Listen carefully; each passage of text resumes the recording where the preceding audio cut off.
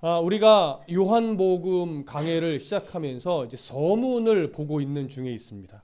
오늘은 서문의 마지막 시간입니다. 18절까지가 요한복음 서문에 해당하는 내용이고, 요한복음 서문은 요한복음 전체가 어떤 방향성으로 흘러가는가, 그 메시지의 중심이 되는 그런 내용이라고 말씀을 드렸습니다. 그래서 요한복음 1장 1절부터 18절까지의 주된 초점은 뭐냐면 예수님이 바로 하나님의 아들이시다라고 하는 것이었습니다.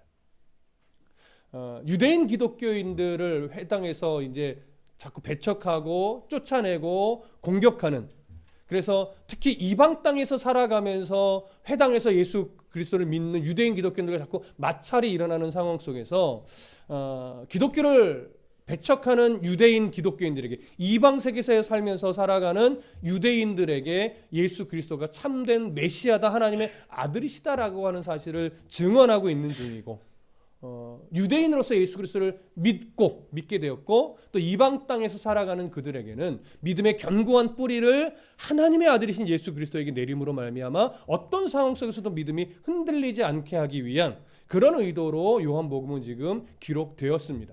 그래서 서문에서는 계속 강조되는 것이 뭐냐면 하나님의 아들이 육신이 되어 이 땅에 오셨다라고 하는 거예요.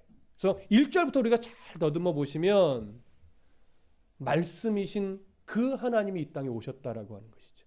네, 말씀이신 그분이 육신이 되어 오셨다라고 하는 것이죠. 이런 사실들을 계속 굉장히 논리정연하고 아주 정갈한 단어들을 선택해서 지금 이어져 가고 있습니다.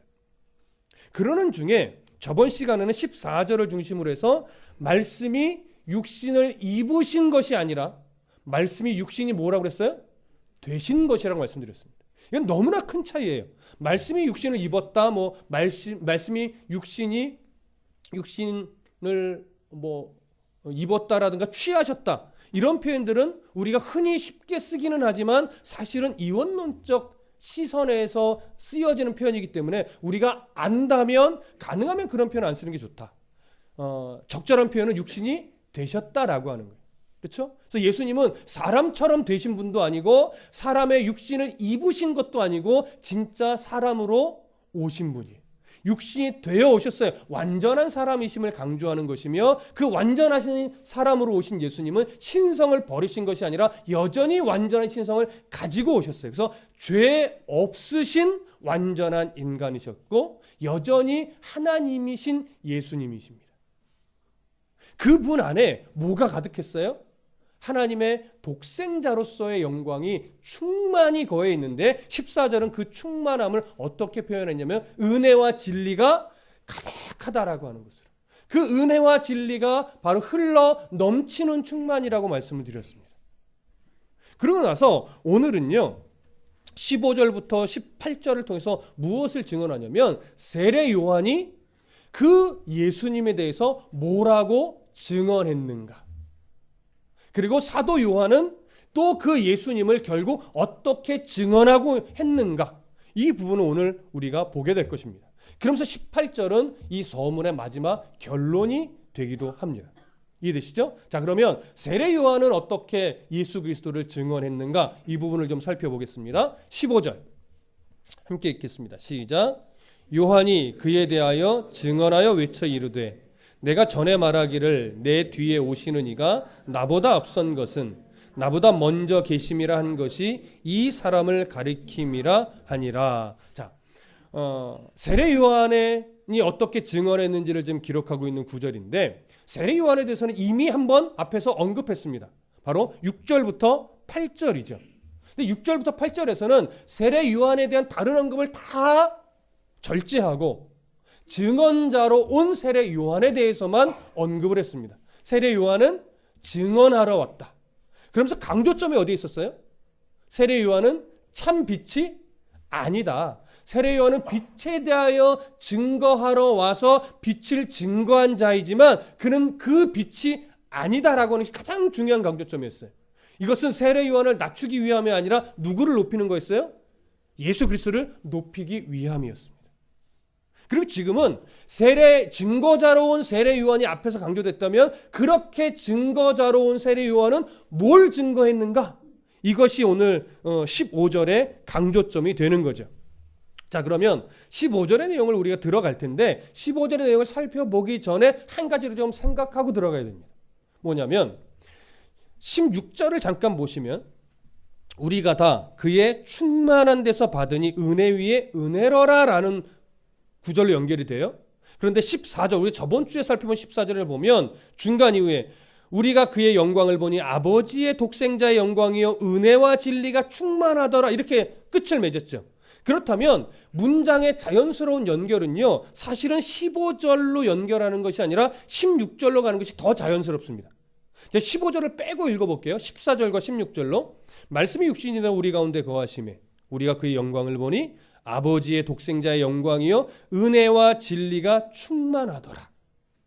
우리가 다 그의 충만한 데서 받으니 은혜 위에 은혜로라. 훨씬 더 충만이라는 단어가 연결점이 되면서 자연스럽게 연결이 됩니다. 그런데 생뚱맞게 15절에 뭐가 어떤 내용이 탁 치고 들어왔어요? 세례 요한의 증언의 내용이 탁 치고 들어왔단 말이죠. 그러다 보니까 종종 학자들은 이 15절의 내용이 나중에 어떤 여러 사람들에 의해 좀 부분적으로 편집됐다, 삽입됐다 이렇게 말하는 경우도 있습니다. 그래서 문장의 흐름을 지금 이 15절에 깨고 있다 이렇게 말을 하기도 합니다.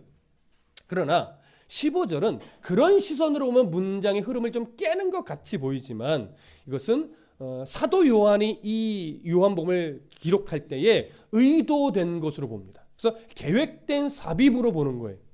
어떤 의도를 가지고 이렇게 썼다라고 하는 거죠. 그럼 그 의도된 게 뭐냐? 의도된 게 뭐냐?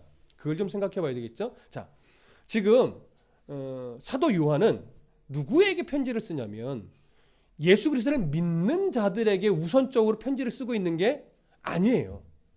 예수 그리스도를 인정하지 않고 기독교를 대적하고 핍박하며 회당에서 기독교인들을 자꾸 출교시키고 있는 유대인들에게 씁니다.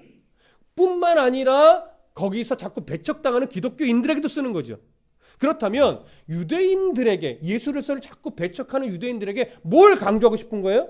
예수 그리스도를 강조하고 싶은 거예요.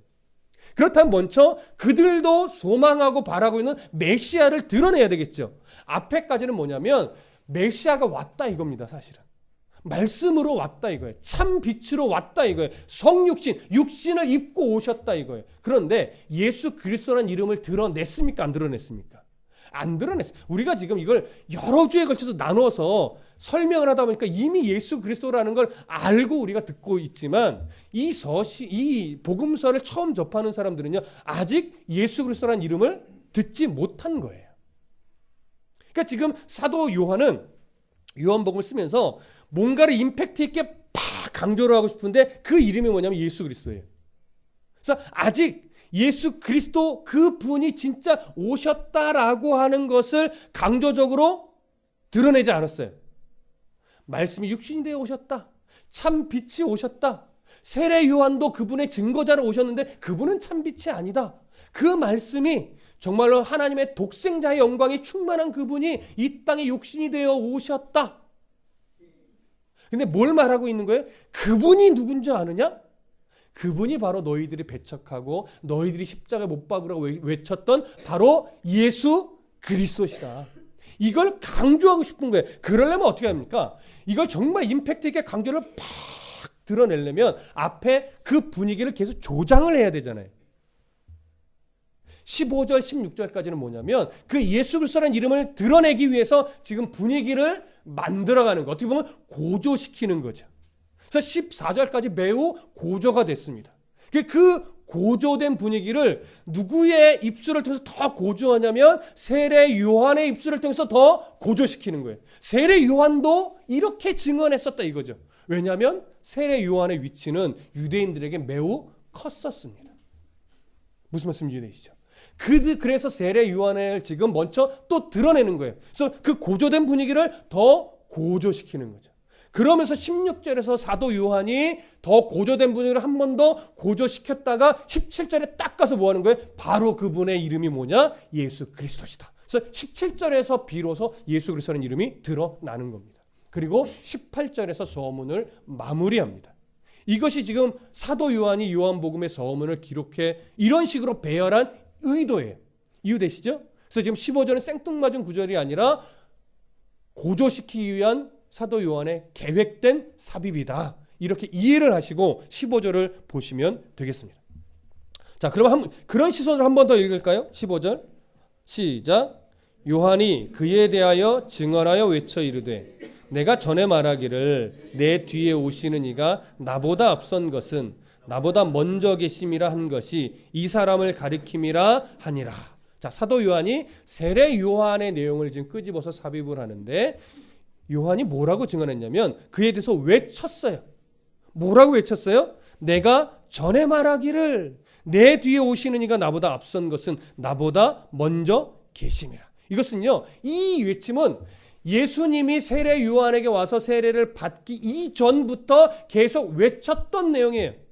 그분이 오실 거다 이거죠. 나는 물로 세례를 주지만 불로 세례를 줄 그분이 곧 오실 건데, 아니 이미 오셨는데 우리가 그분을 믿어야 된다. 근데 그분은 나보다 앞선 자다. 이렇게 계속 외쳐왔다 이거예요. 근데 여러분 생각해 보십시오. 세례 요한과 예수님을 비교하면 누가 더 나이가 많습니까? 세례 요한이죠. 몇 살 많습니까? 그렇죠. 함정에 안 빠지시네. 수준이 높아요. 몇 살이란 표현보다는 사실 6개월 빨리 태어났어요. 그럼 사역은 누가 먼저 시작했을까요? 세례 요한이 훨씬 더 일찍 시작했습니다. 훨씬 더 일찍 시작해서 메시아, 예수라는 이름을 증거한 것이 아니라 메시아가 올 것이다, 메시아가 왔다, 메시아를 믿어야 된다, 회개하라, 이런 것들을 계속 이미 몇 년 전부터인지는 알 수 없으나 외쳐왔어요. 그래서 많은 사람들이 세례 요한을 추종하며 따랐습니다. 그리고 세례 요한의 물 세례를 다 많이 받아왔죠. 많은 사람들이. 그래서 세례 요한이 사실은 굉장히 높아졌어요. 그런데 어느 날 그 세례 요한 앞으로 한 남자가 와서 6개월 차이밖에 안 되는 한 남자가 오는데 그 남자를 바라보면서 세례 요한이 뭐라고 외쳤냐면 내가 전부터 말했지 않느냐? 전에 말하기를 내 뒤에 오시는 이가 나보다 앞선 것은 나보다 먼저 계심이라 한 것이 바로 누구를? 이 사람을 가리킵니다. 이게 강조되는 거예요. 바로 이 사람이다. 아직 이름을 꺼내놓지 않았습니다. 사도 요한은 바로 이 사람이다. 그러면 사도 요한이 세례 요한의 이 말을 지금 삽입하면서 뭘 강조하고 싶은 거예요? 예수님은 개월수로 따지면 세례 요한보다 늦게 태어난 자지만 실제 그분은 어떤 존재인 줄 아느냐? 세례 요한보다 앞서 존재하던 분이다. 그럼 그 앞서는 어느 시점이에요? 몇 년 앞섰어요? 아니죠. 영원이라는 시점, 태초로 거슬러 가서 그때부터 이미 존재하시던 그분이다라고 하는 걸 강조하는 거예요. 그러니까 이게 별거 아닌 것 같지만요. 예수님의 어떤 진짜 이 땅에 오셨다는 사실과 그러나 그분은 정말 하나님으로서 태초부터 계셨던 분이라는 사실이 이 한 구절 안에 다 함축되어 있는 거예요. 그러면 왜 굳이 이 구절을 사도 요한이 삽입해 놓았을까? 이게 더 중요합니다. 아까도 제가 잠시 언급을 했지만 당시 유대 사회는요, 몇 개월이든 먼저 태어난 사람을 굉장히 우대하는 경향이 있습니다. 그래서 장로 그룹은요, 굉장히 이스라엘 사회에서는 그 누구도 함부로 대할 수 없는 그룹이에요. 굉장히 존경받고 인정받고 높임을 받습니다. 그렇다면 사도 요한, 아니 세례 요한보다 예수님이 더 먼저 태어났다는 얘기는, 그리고 먼저 사역을 했다는 이야기는, 그래서 많은 사람들이 그를 따른다는 이야기는 대부분의 사람들이 예수님과 세례 요한을 바라보면서 누구를 더 높일 가능성이 있다는 얘기예요? 세례 요한을 더 높일 수 있는 가능성이 있다는 얘기고, 실제로도 더 많은 사람들이 세례 요한을 더 위대한 인물로 보고 있었습니다. 그래서 바울이 전도 여행을 할 때도 이방 땅에 세례 요한의 세례밖에 모르는 사람이 꽤 많았어요. 그 중에 아주 대표적인 인물이 누구였어요? 그게 아볼로였잖아요. 아볼로가 처음에 예수 그리스도를 몰랐습니다. 기독교인이었어요. 복음에 탁월한 사람이었어요. 근데 예수 그리스도의 세례를 몰랐어요. 그래서 누가 그에게 예수 그리스도의 세례를 알려줬어요? 브리스길라와 아굴라가 알려줬죠. 그러므로 아볼로의 어떤 그 복음에 대한 이제 시선이 확 넓어지면서 거의 바울과 동일한 위치에서 복음을 가르치며 다녔던 인물이 됐었죠. 그만큼 세례 요한은요, 이 세상 가운데서 굉장히 높임을 받던 인물입니다. 그런데 그런 세례 요한이 뭐라고 말했는가라고 하는 거죠. 저분이 바로 내가 이전부터 말해왔고 나보다 훨씬 앞선 분이라고 강조해왔던 그분이 바로 저분이다 이거죠. 세례 요한의 입술을 통해서 예수 그리스도의 선지하심, 예수 그리스도의 신성과 또 인성을 강조하는 거예요. 이렇게 강조돼야 유대인들이 이 표현을 쉽게 생각하지 못하는 거예요. 그래서 그 분위기를 고조시킬 때 누구의 입술을 빌어서 고조시킨 거예요? 세례 요한의 입술을 빌어서, 그래서 이 삽입을 했고 그렇게 고조를 시킨 겁니다. 자, 이해되시죠? 분위기가 지금 여러분 고조됐다는 걸 느끼셔야 돼요. 그래서 이 고조를 더 한 번 이제 사도 요한이 고조를 시킵니다. 그것이 이제 16절이죠. 함께 읽겠습니다. 시작. 우리가 다 그의 충만한 데서 받으니 은혜 위에 은혜로라. 자, 여기서 말하는 우리 누구일까요? 모든 인류로 볼 수도 있으나 여기서 예수 그리스도 안에 있는 그 충만함을 볼 수 있는 사람은 모든 인류가 아니라 누구예요? 예수 그리스도를 믿는 자죠. 신앙 공동체죠. 또한 사도들이죠. 그들이 그의 예수 그리스도의 충만한 데서 받는다고 말해요. 예수 그리스도의 충만함은 어디서 말했던 충만이에요? 14절에서 말했던 충만입니다. 가득 채워져 있을 뿐만 아니라 흘러 넘치는 충만, 은혜와 진리로 충만한 그 예수 그리스도의 충만이에요. 호의를 받을 자격이 없는 자들에게 구원의 호의를 베푸는 예수 그리스도의 은혜, 하나님을 온전히 드러낼 수 있는 그런 진리로서의 예수 그리스도의 충만, 그 충만을 지금 하나님의 자녀들은, 백성들은 보고 있습니다. 그래서 우리가 다 그의 충만한 데서, 예수 그리스도의 그 충만한 데서 받으니 뭐라고 말해요? 은혜 위에 은혜로라. 자, 이제 우리가 오늘 좀 집중해서 봐야 될 것이 바로 이 표현입니다. 은혜 위에 은혜로라. 앞에 은혜와 뒤에 은혜가 같은 은혜일지, 이걸 좀 생각해 보셔야 돼요. 은혜 위에 은혜로라. 앞에 은혜는 어떤 은혜일까요? 뒤에 은혜는 어떤 은혜일까요? 좀 염두에 두시고 먼저 봐야 될 건 은혜 또 은혜도 중요하지만 그 사이에는 위에라고 하는 표현입니다. 안티라고 하는 헬라어 단어를 쓰는데, 사실 이 안티라고 하는 단어는요, 위에라는 의미보다 더 중요한 의미가 대신에라고 하는 뜻입니다. 대신에. 위에라고 하는 원래 단어는요, 헬라어로 에피라는 단어를 보편적으로 써요. 근데 사도 요한은 제가 그랬죠. 단어 하나 조사 하나 쉽게 쓰지 않았다라고. 정말 엄청난 고민 가운데 어떤 단어를 써야 될까, 어떤 조사를 써야 될까, 이걸 깊은 고민 속에 사용했던 인물이 바로 사도 요한이에요. 그런데 당연히 에피라는 단어를 써서 은혜 위에라고 하는 표현을 해야 되는데 에피라는 단어를 쓰지 않고 안티라고 하는 단어를 써서 은혜 위에 은혜라는 표현을 했어요. 그런데 위에라고 하는 번역보다는, 그래서 어떤 번역이 더 좋다고 여겨지냐면 은혜 대신의 은혜, 은혜를 대신하는 은혜로라, 이렇게 번역하는 것이 훨씬 더 좋은 번역이라고 여겨집니다. 자, 그러면 은혜를 대신하는 은혜가 무슨 의미입니까? 17절이 그것을 부연하고 있는 겁니다. 자, 17절을 보실까요? 함께 읽습니다. 시작.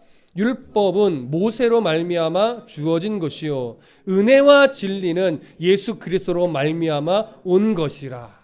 자, 이제 여러분, 제가 앞에 은혜는 뭐고 뒤에 은혜는 무엇일까요? 라고 질문을 던져드렸잖아요. 17절을 보시면 이제 이런 거였구나, 한번 힌트를 딱 얻으셔야 돼요. 앞에 은혜는 뭘 말하는 걸까요? 율법을 말하는 거예요. 모세를 통하여 주어진 율법이 앞에서 말하는 은혜고, 그 은혜를 대신하는 은혜는 뭐예요? 예수 그리스도 안에 있는 은혜와 진리가 충만한 그 그리스도로 말미암아 온 은혜. 궁극적으로는 뭐겠습니까? 구원의 은혜고 하나님 나라에 우리를 데려가는 그 소망의 은혜겠지요. 이해되십니까? 그럼 생각해 보십시오. 율법은 하나님의 은혜로 주어진 겁니까? 하나님의 은혜로 준 것이 아닙니까? 율법도 은혜예요. 그러나 모세를 통해서 준 거죠. 그러나 예수님은, 예수 그리스도를 통해서 주어진 은혜는 사실은 주었다라고 보다 요한은 어떤 표현을 썼냐면 예수 그리스도로 말미암아 왔다라고 표현해요.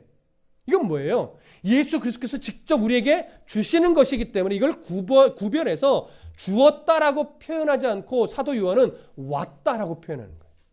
예수 그리스도가 이 땅에 오심으로 말미암아 우리에게 오게 된 은혜. 그게 뭐예요? 구원의 은혜고 그게 하나님 나라에 대한 소망의 은혜입니다. 그러면 왜 은혜를 대신한다라고 표현했을까요?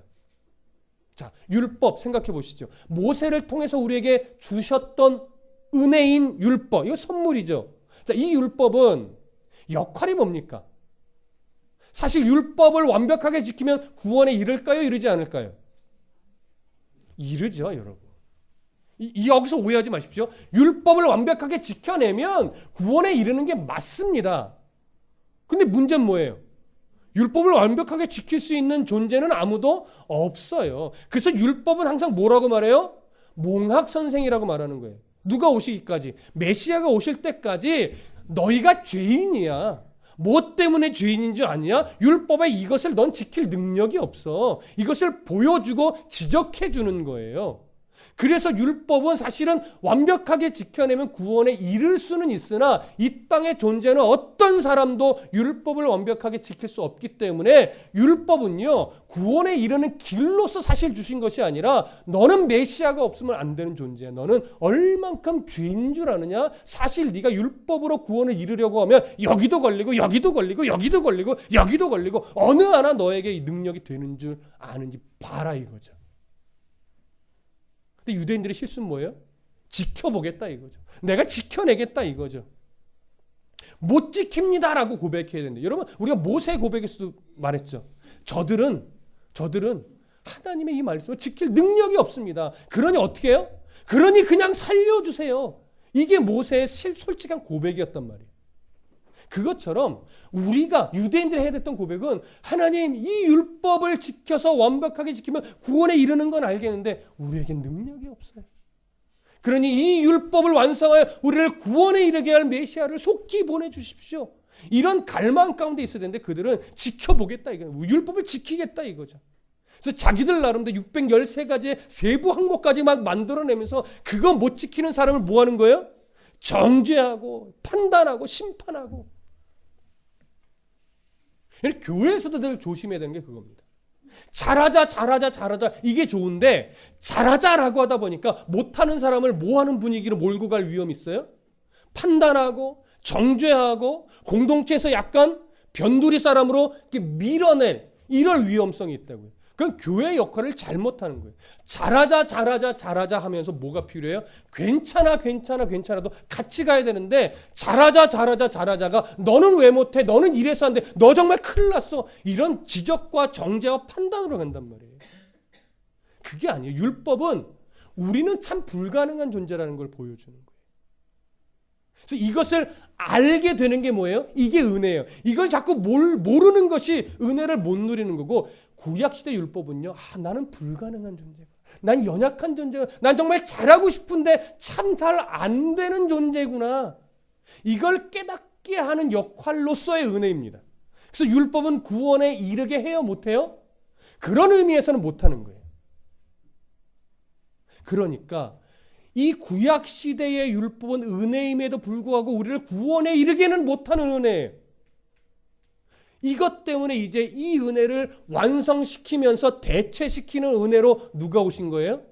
말씀이신, 참 빛이신 그 하나님이신 예수님이 육신이 되어 이 땅에 오신 거예요.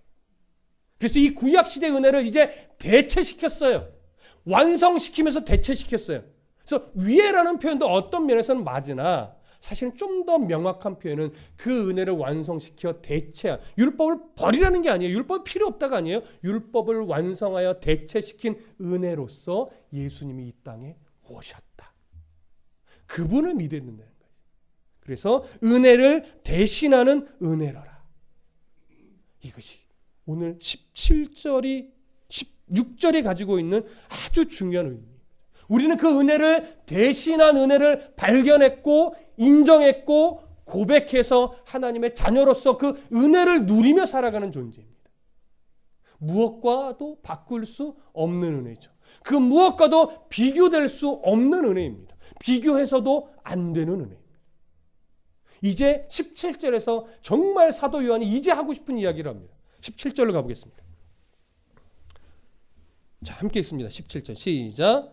율법은 모세로 말미암아 주어진 것이요 은혜와 진리는 예수 그리스도로 말미암아 온 것이라. 17절 지금 설명하고 있는 중이죠.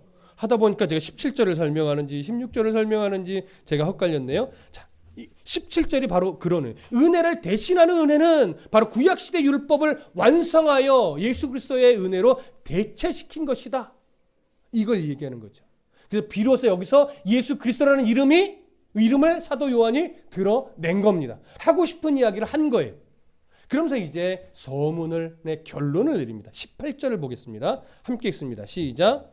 본래 하나님을 본 사람이 없으되 아버지 품속에 있는 독생하신 하나님이 나타내셨느니라. 자, 본래 하나님을 본 사람이 있어요, 없어요? 없어요. 이건 누구나 다 인정할 수밖에 없는 이야기입니다. 그러나 가끔 모세는 봤잖아요. 이렇게 말하는 사람들이 가끔 있으나 모세는 예수 그리스도의 얼굴을 본 적이 있을까요? 없어요. 봤다라는 표현은 항상 무엇에 대한 표현이냐면 그의 영광의 그림자를 본 것이고 성경은요 어디까지 봤다라고 하냐면 그의 등까지 봤다라고 말하는 거예요. 예수님의 형상을 직접 본 사람은 없습니다. 모세도 죄인이라서 형상을 하나님이 보여주시지 않았고 그저 뒷모습만 보여주었을 뿐입니다. 이사야 선지자도 성전 가운데 드려져 있는 예수님의 옷자락만 보고서도 그것을 감당할 수 없어서 두려워했던 이런 모습이 기록되어 있잖아요. 어느 누구도 예수 그리스도의 그 본 모습을 볼 수 있는 사람은 없습니다. 아무도 이 땅의 역사 속에 존재했던 또 앞으로 존재할 어느 누구도 하나님을 직접 볼 수 있는 자가 없습니다. 가끔 환상 중에 내가 천국에 올라가니 하나님의 얼굴을 보고 왔는데 라고 하면 환상은 있을 수 있으나 정신 차려 이 사람은 한 소리 해주셔야 돼요. 하나님의 형상을 볼 수 있는 자는 없습니다. 오직 누구만? 예수 그리스도만이 볼 수 있어요. 왜냐? 본래 하나님을 본 사람이 없을 때 아버지 품속에 있는 누구를 말해요? 예수 그리스도를 말하는 거예요. 그의 독생하신 하나님 예수 그리스도만이 아버지의 품속에 있느니 품속에 있었더니 아닙니다. 태초에도 아버지 품속에 계셨고 예수 성육신 할 때도 아버지 품속에 계시는 분이고 지금도 아버지 품속에 계시는 분이에요. 자, 그러면 이 표현이 정말 아버지 품속에 이러고 안 계신 예수 그리스도를 묘사하는 걸까요? 그거 아니죠. 얼마나 친밀한 관계인지를 드러내는 거예요. 이만큼 친밀할 수 있는 존재는 이 땅의 역사 속에 아무도 존재할 수 있다 없다? 없다. 오직 예수 그리스도만이 그 독생하신 하나님의 아들이신 예수 그리스도만이 하나님과의 이런 친밀함을 가지고 계신 분이다라고 하는 거예요. 자, 그런 예수님이요. 뭐라고 말하냐면 독생하신 하나님이 나타내셨대요. 여러분 나타내셨다는 표현을 좀 주목해 보실 필요가 있는데 나타내셨다라고 하는 헬라적 의미는요. 이것이 더 큽니다. 설명하셨다. 설명하셨다. 나타내셨다는 의미도 틀린 건 아닙니다. 그러나 조금 더 명확한 의미로는 설명하셨다가 맞는 것 같습니다. 왜냐하면 독생하신 예수 그리스도 하나님과 그렇게 친밀하신 예수 그리스도만이 누구를 설명할 수 있다? 하나님을 설명할 수 있다 이거예요. 예수님만이 하나님을 보여줄 수 있고 예수님만이 하나님을 설명할 수 있고 예수님만이 하나님을 느끼게 해줄 수 있는 거예요. 그러니 우리가 성경을 통해서 누구를 보면 하나님을 본 것과 똑같아요? 예수 그리스도를 보면 하나님을 본 것과 똑같아요. 예수 그리스도가 어떤 분인지 알면 누구를 아는 거예요? 하나님을 아는 거예요. 그러니 성경을 통해서 우리가 누구를 볼 수 있어야 됩니까? 예수 그리스도를 볼 수 있어야 됩니다. 그럼 우리는 하나님을 보는 것과 똑같아요. 예수 그리스도의 눈물을 보면 하나님의 눈물을 보는 것이고 예수 그리스도의 긍휼하심을 보면 하나님의 긍휼하심을 보는 거고 예수 그리스도의 고치시는 사역을 보면 누가 고치시는 거예요? 하나님이 고치시는 거예요. 예수 그리스도의 그 감성, 예수 그리스도의 표정, 예수 그리스도의 사역 다 누구의 표정과 사역입니까? 하나님의 표정이고 하나님의 감정이시고 하나님의 사역이신 거예요. 그래서 예수 그리스도를 바르게 하는 것이 가장 중요합니다. 우리는 앞으로 이 요한복음을 통해서 바로 이 예수 그리스도가 어떤 분인지를 볼 겁니다. 그러면 우리는 누구를 보는 겁니까? 하나님을 보는 겁니다. 그렇다면 그 예수 그리스도가 요한복음을 통해서 우리에게 책망한다면 목사가 책망하는 거예요? 하나님이 책망하는 거예요? 하나님이 책망. 성경 안에서 예수님 우리를 위로하시면 목사가 위로하는 거예요? 하나님이 위로하는 거예요? 하나님이 위로하는 거죠. 그러니 여러분, 요한복음의 설교를 들으면서 책망하시는 하나님, 위로하시는 하나님, 용기 주시는 하나님, 그 하나님으로부터 오는 위로와 책망과 용기를 우리가 받으셔야 돼요. 누구를 발견하면서? 예수 그리스도를 발견하면서, 또 그러면서 하나님을 발견하면서 모든 책망과 위로와 격려를 받아야 됩니다. 목사를 통해서 받는 것 절대 아닙니다. 우리는 이 요한복음의 여행을 이제 시작할 겁니다. 이제 서문 끝났습니다. 다음 주부터 19절부터 시작되는 여러 에피소드들을 통해서 예수님이 이런 분이구나. 예수님을 통해서 우리는 하나님의 마음을 이렇게 발견한 거야. 이 하나님 오늘 우리를 때로는 책망하고 때로는 위로하고 때로는 용기를 주시는 거구나. 내가 그 하나님으로 인해 오늘을 살아갈 위로와 오늘을 살아가는 책망과 오늘을 살아가는 용기를 누려야 되겠구나. 이걸 꼭 발견하심으로 말미암아 요한복음이 정말 생명의 복음이고 요한복음이 정말 예수를 통해서 하나님을 만나는 복음이 되시기를 간절히 소망합니다. 기도하겠습니다.